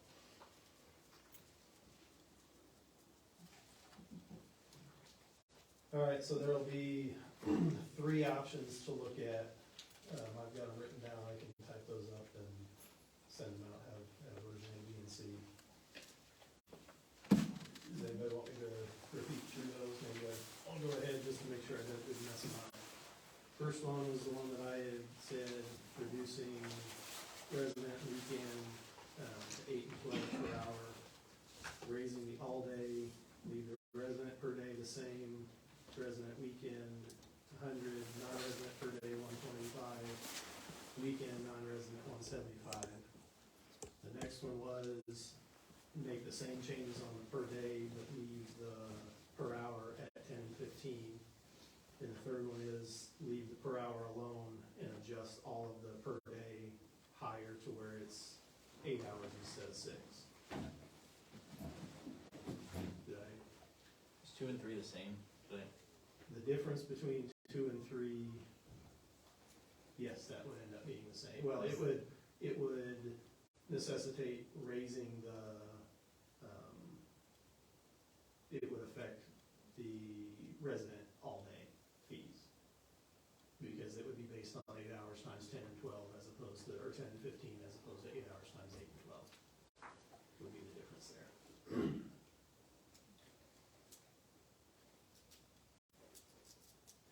Does anybody have thoughts differently? Does anybody have different opinions for soccer other than accommodating half fields? Yeah, it's probably the same there, just practice more than one thing on field.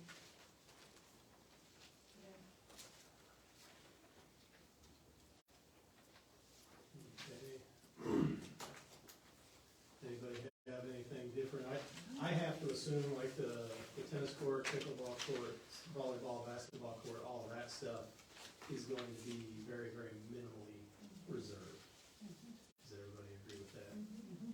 The only thing I would, School will have practices, will have. I guess I didn't think about the school on the tennis courts. the only thing I would say on the tennis courts, the basketball courts, the pickleball courts, is I think you should have to have, like, I don't think you should be able to reserve it at 6 o'clock to play at 6:30, just because you wanna kick some people off that are using it.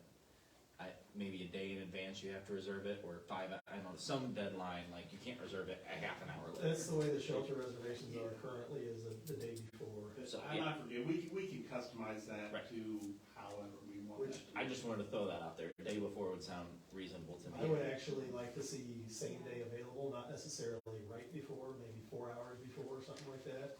Because I've, in the past, forgot to reserve the shelter, and morning of, I wanna be sure that I have a shelter that evening. Anything that gives a little delay time, so it's not just like, I wanna kick you off, and It watch, shouldn't I'll be- pay $10 and kick you off. It shouldn't be weapons day. Right. You have a problem? That would be- No, that would be fun to see. I can see people do it. In the middle of the game, in the middle of the game, go reserve the court until the person is playing. Right. I just put I will say this, my only Pickleball courts at the. bug about the tennis courts, basketball and all that is if somebody's just going out there to open play and the things are open, I don't think you need to I think reserve we are that. back to the, just, if this is a reservation, if you wanna go open play, go open play. If you Yeah. want to have a think I mentioned to you, if it's an organized Yeah. gathering, for instance, like pickleball, first time I ran into it, it was an organized gathering for 6 hours that the people were there, so something like that, yes. So They I need actually, to, but if the court's open and I wanna go play, Just go play. you should just go Yeah. play. so I actually Unless found you see something. Josh, then you need to reserve it. Hey, I'm an attorney, people don't like me, so. I think it was in the ordinances that there's a specification for a festival, and gives like basically all of the for-profit tournaments, that all of the organized, the big events would fall under that purview. That seems like an easy way for us to specify, if you get counted under this description, you're required to reserve the space. Or for instance, the school, if they're holding tournaments and need all 6 courts, then naturally they have to reserve it and say, hey, we're blocking this time frame out. Yeah. We can't bill them for their own course, so unfortunately. True, No. yeah, that's true. We could try.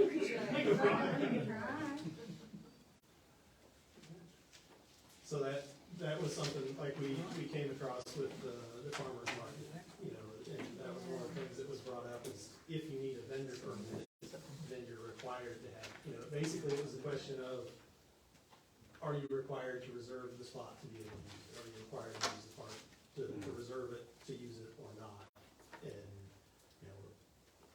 I think we've all agreed that if it's not being used, then you shouldn't have to reserve it, you should be able to walk out and play. Right. But there are certain things that I think we should require the reservation for the bigger events. Yeah, if there's having tournaments, or even say in volleyball, if somebody wanted to have 18s on there to a tournament, yes, you can reserve it. And they're gonna, it's in their best interest to reserve it, so I can't weaponize against Josh and say, I'll show you your tournament, I'm gonna reserve it. I want in on this, on this pickup game. I told you. All right, so there's, let's see, shelter fees, is there any thoughts on shelters? Nothing changed on those, did they, Um, as far as no, I don't think so. from previous years? Well, the resident versus non-resident is a good thing, but fees are the same. And it may be something that we have to address. I think definitely the easiest resident versus non-resident is Cameron address on the sign. It would have to be on the credit card most likely. But, it may be something to look at to say Cameron School District and specify these towns. I guess I don't know, does anybody know if there's town address zip codes that are split by the school district? Does anybody know? Zip code is not the same as But the you have like school. kids that live in Yeah. Like take Trinity, for Kingston that example. come to Cameron, or kids that live in, If you don't have a Cameron address, you pay Cameron taxes. And I know that there's still gonna be the city of the Cameron. city and then And that's Well, that's city limits versus city not limits city versus limits. not. Yeah. So, I mean, I think as far as rec desk goes, it sure would be a lot, I can use zip codes and I can use city as far as like, And we should be the same on both. We don't have a city that has more than one zip code. right. So, yeah, I mean, essentially, that's where I'm kind of, Zip code, yeah, I think I can create where it's multiple zip codes if we want to, but I don't know, to me, it's like 60429 or Cameron. well, but like, That covers kids the, live in Kidder, do they come to school in Cameron or do they go to Hamilton? And what I'm asking is, That's what I mean, that's where you does the school district actually split that? I have no idea where people go. But I guess I'm pointing out that's something that we may need to look at. A question on the shelter houses, is there something down there, I guess I've never paid attention, like a board or something that like Friday, you go down there, this is reserved on Saturday from 10 to 12 and put a name next to it? there's the green message board that we have used for, if we know there's gonna be like a big weekend or something, or like say March Fest, for instance. We did go put some signage in that board, and we also marked, like Smithville High School used the shelter one, so we wouldn't put it. But typically, we haven't, because, I mean, just time, but Right, I was gonna say staff. if we know that there's potential conflict, and I also think with this new setup we're gonna have, we will issue like a license or like, they'll have some kind of documentation that, A receipt they can yeah, print like a out. receipt that they'll be able to take with them to the shelter, that way if there is an issue. I'm not aware of anything recently, but when we first started doing that, it did happen. That It there was happens some a time or two. And, disagreements at the shelter house. So going into my error checking mode in the website stuff, are we going to allow people to cancel a reservation ahead of time and get a refund?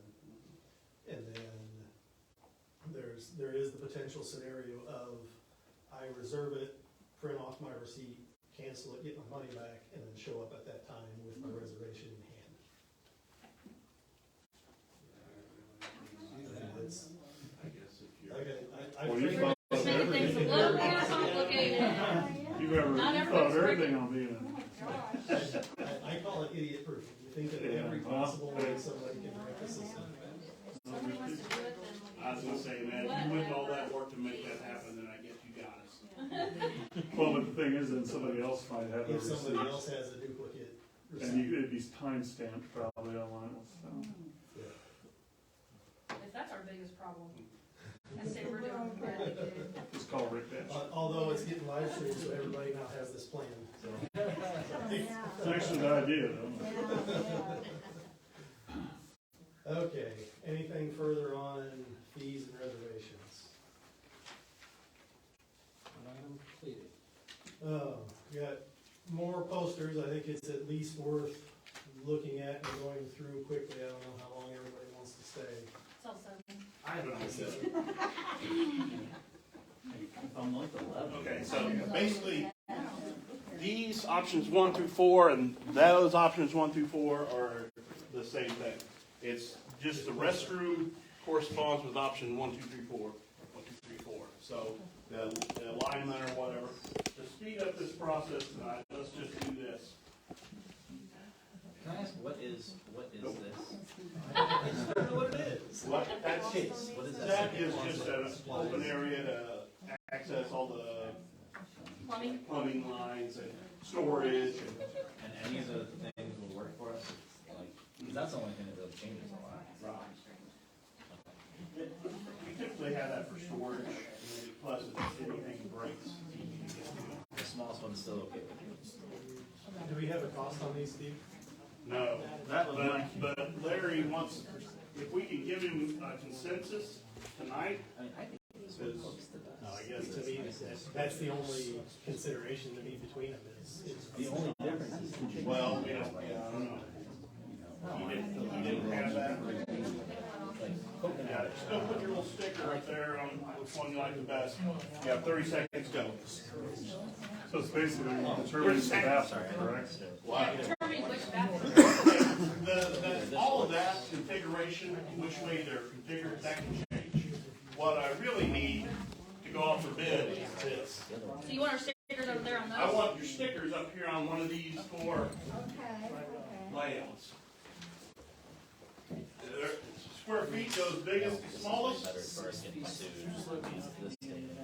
This is 4 family, This is gonna be much safer and and I getting think in today's world, that's You need to see these stickers. But we do have a family exception. I couldn't find any color stickers, so.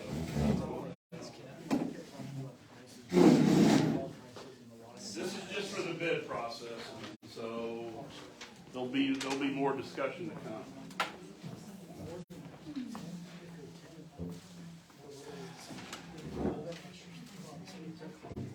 Is there water? Anything? How,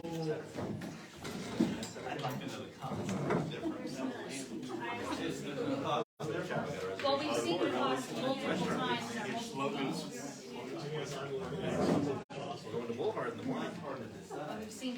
We've seen cost, so you know it's gonna cost like $1,000. One of these. No, literally, it was $190,000 for 2 whole bathroom down at Park Valley. I know. Give the estimate on it. what I'm saying, part of this that I need is, the smallest one is 400, the biggest one is 420, and then Which one do you like? 300 or 450. Well, we're not voting on it, so this is more just a bid process. The chase down the middle, are we expecting that's gonna be storage at all, or is all the storage gonna be over in the shed? Obviously, we'll use whatever storage we can, really. Maybe it'll just be cleaning supplies, maybe if, you know, So do you think it's not, I wouldn't look at that as something we need to really. like, specifically, I'm thinking of if we get portable scoreboards. No, they won't go there.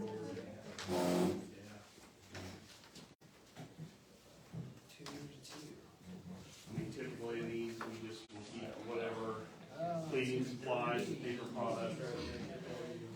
Three. Anyone wanna get this coffee? We're gonna tie? No, there's four. 1, 2, 3. So give me three. What, that was the last second. Grab some stickers out of the cabinet. 5. We do that on everything, can you give us those options? Exactly. I like the stickers, it's fun. Well, you have to get more fun stickers, so. Life a lot easier. Okay, all right. Yeah, it would be very good to have cost estimates on each of them. To me, that's a very big factor. Well, and I'd kinda like to see what the structure look like roof line and, I'm not even worried about I don't know. Well, Larry will be back with more, but Just put like 4 blue buildings right there together and anchor them down. Right. That's a lot cheaper. A lot cheaper. Have a little space heater generator each Right in the middle of them. Was that an item off our list? If you do them with the graded floor, well, the heat might rise up in there. Cool, huh? All right, is there any other, I don't know that there's much else to discuss on those without the cost. Is there anything else we wanna chase down? That's all I see now. Nope. According to that one, it's almost 11. Yeah. I I don't don't like that one. I'm not. All right, well, do we need a motion to adjourn for work session? What about the aquatic, do we need to talk about, is that? Aquatic. Do we have something else in the stack? Says discussion on pool. Oh, you know what, we don't necessarily need to discuss anything unless you're gonna have questions. I emailed out the full bids to everybody, and I sent that, so if you have Can I have any, one question? yeah. What's the, as far as the staffing, the salary budget is, so USA Pool Management, when I looked at their bid, had different levels of salary budget, is that right? They had like the gold, the platinum, or whatever? Yeah, and that's the USA pool, and to compare, to get it To the same as the comparable, list? yeah. Okay. So, what you're looking at is the best, it took 4 attempts with USA Pool. They bid our old facility instead of the new facility. They, didn't really, and by bidding the old facility, they also bid less staff than what was on the bid specs.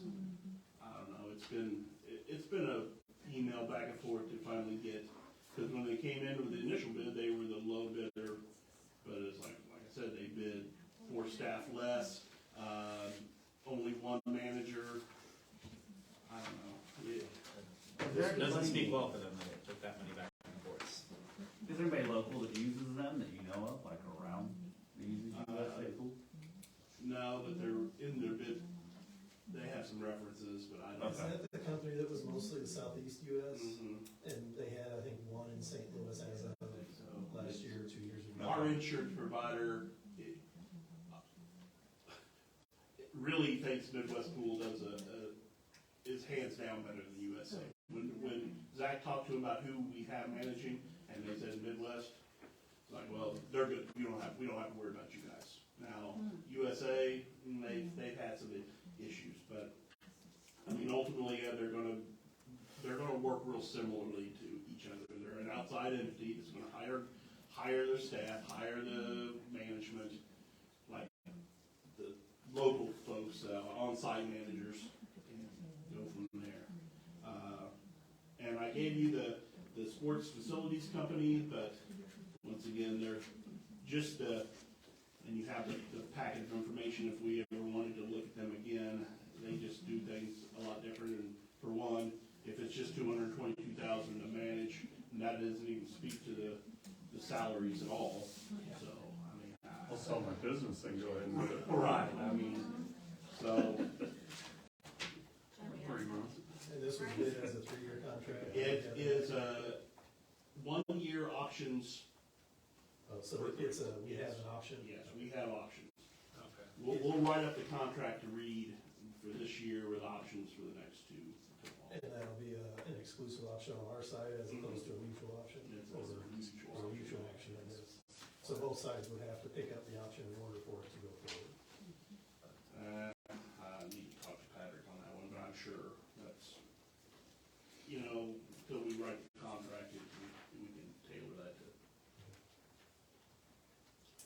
One thing I would like to try to do with Midwest, if we go with Midwest Pool again, I spoke with Chad, the manager in Kansas City. I would like us to have a little bit more input on, obviously, we can't tell them who they hire, but if we can make some recommendations on local folks that maybe we feel like would be a good fit for the management position, like the local management position, or at least have a little bit of input on it. Maybe we could steer off some of the issues we ran into last year if we, but like everything else, it's harder and harder to find staff regardless, so. I think that's a good idea. I know I've had some local teachers that have been interested. Well, they can apply, and if, say, those folks apply, and I know that they apply, I can say, hey, Chad, maybe these folks might be worth really looking at, so. That could be something we can write into the contract is Yeah. that we get input, not final say, but input into the hiring process. I don't know if they want that in the contract, but. What was If Chad's? they want the contract, they will. How open was he to that idea?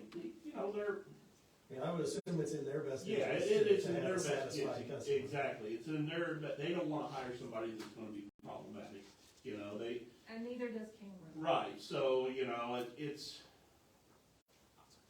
I feel like they'd be open to whatever suggestions we could give them. I don't think they're gonna be like, hey, we wanna tell you who you're gonna hire and who you can't hire. That's their company, but, if we can make some recommendations, maybe have a little bit of input, it might be a win-win for both groups. I'd say we could make a recommendation that these folks we have some background on Right. shouldn't be involved in the interview process. Right. Yeah, Right. and that's as far as I just said, hey, if say there's 5 people. some local folks that I know that would be a good fit that have applied, maybe put them more to the top of your list when you guys go through your interview process. Or even if it comes down to they've got 3 candidates that they see as all qualified, they ask if we have knowledge or experience. If they wanted to ask, I'm sure they would be willing to do that. They said that wasn't a problem, so. And anything to alleviate closing half the pool at the end of the year? I know that stuff with lifeguards and stuff. My understanding With the high is school that's stuff, just but- Staffing. nationwide. Pretty normal. That's what happens in the Yeah. fall. But we need to have like a fee structure in case there's something that happens, which we talked about, I think. Keep people from getting upset from not being able to use the whole pool when they go. Yeah. People are gonna have well, but sex it's like regardless of anywhere what else, they do. you go to an amusement park and, 3 of the 4 roller coasters are closed and not a darn thing to do about it. But I'd like to know where they were before I went in. Right, Yeah. before you went in, yeah, for sure. Well, yeah, you could Because put there were like a people whiteboard that up did on the go front and in. say, hey, deep end's closed today due to staffing, Yeah. before they Yeah. go in. I mean, that would be a simple Letting solution. them know. Well, and I do think we're gonna run everything through Rec Desk, all of our pool passes, everything's gonna go through them. I don't really wanna spend a lot of time talking about all the bells and whistles with Rec Desk, but they do offer some cool, out there. What I want to kind of talk about is the what do they call it? Like a family, I don't know what I'm trying to get at. Like you can could pay in like $100 for your family to use either at the pool or, like a prepaid. So you have money. Yeah, house credit, there we go, that was the word I was looking for, but you can have house credit to where, say you wanna have a punch pass for the pool, or,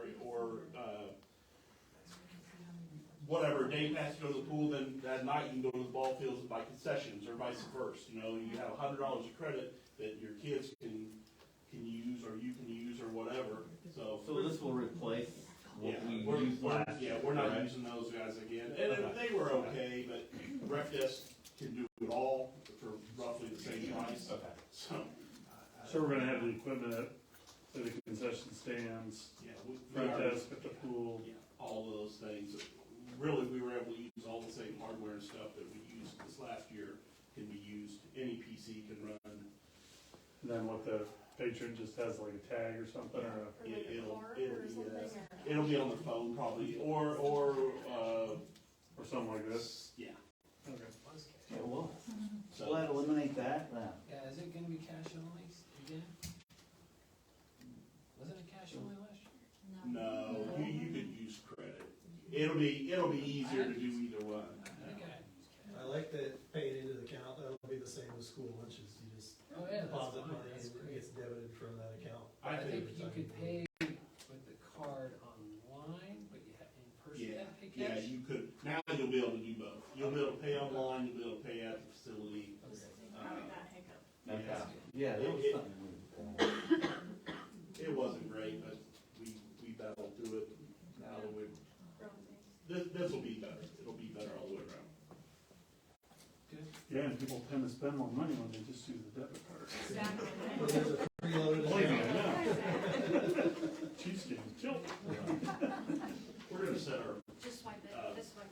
concession prices just like Arrowhead Stadium.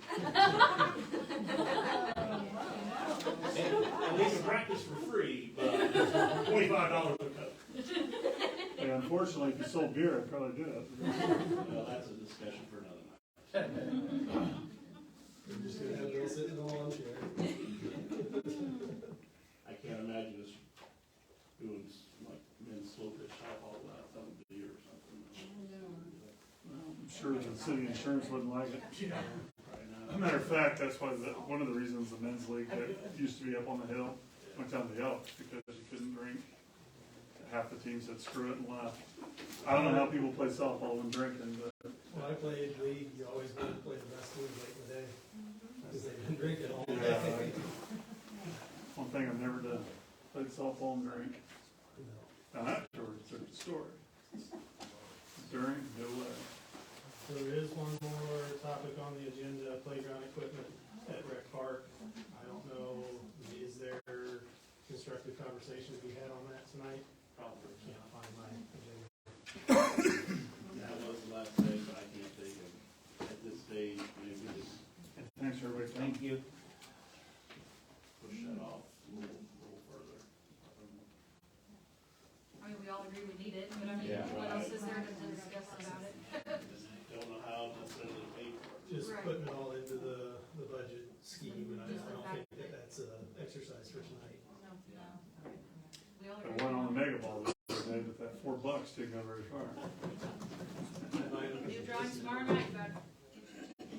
Tomorrow. All right, anything else from anybody? Got ready to load the family up and move to Beverly Hills. Yeah, Becky, what do we got? Okay, I'm a figure person, right? Well, I look at numbers. And I just got to look at, and I just wanna throw this out to you, that's all I'm doing, just throw this out. Okay, I looked at what the bids were, and this is the first time I've seen it tonight. You're talking pool? Yeah, the pool management team. And then, of course, you know me, I go to what the ordinance was last year that we hired that the same team, the same group to. All right? And, it's very different, and I would like for you guys to look at that. The management team for the same group last year in ordinances, I'm getting off the ordinance off the city team, city website. Last year they got 32,200. This year they're asking for 84,965. Okay, if you want to go to the salary, the base salary that was in contract last year, $134,035. That means the manager gets, this is last year, the manager gets 19, which is higher than what Overland Park pays, because I did look into that as well. All of the assistant managers, $18 an hour, lifeguard 14, and front desk concession 14. And Overland Park, they give them $9. Now, the bid now for salary is $228,400, over double. I wanna present that to you to look into, or just to know that there's a difference, that's all I want. Just so you know, those figures, at least for the guards and the managers, that's all included, that's not what they actually bring home. That's included like work comp and like insurance or whatever. So what they actually bring home. Knock 30% off of it. Yeah, so I mean, I don't know what Overland Park or whoever other entities you're looking at. That's no different than when management is this group is asking for people to be hired. They also give an hourly wage, because I've seen them, they're asking for hire for Cameron, about 2 months ago, I was watching that, we saw that. So they've had help for Cameron at the swimming pool for about 2 months. Can you forward I know we've got the last year actuals in the financial reports. Can you send like last year's contract and stuff, just for comparison? Yep. And I would say, Becky, I don't doubt the numbers you got there, but if that's the bid, that's the bid. I mean, I don't know that we have any, that we're able to. Well, I'm just saying, it's a big difference from what you guys paid last year, that's all. So, anybody else? Thanks for coming, we'll see you in 2 weeks.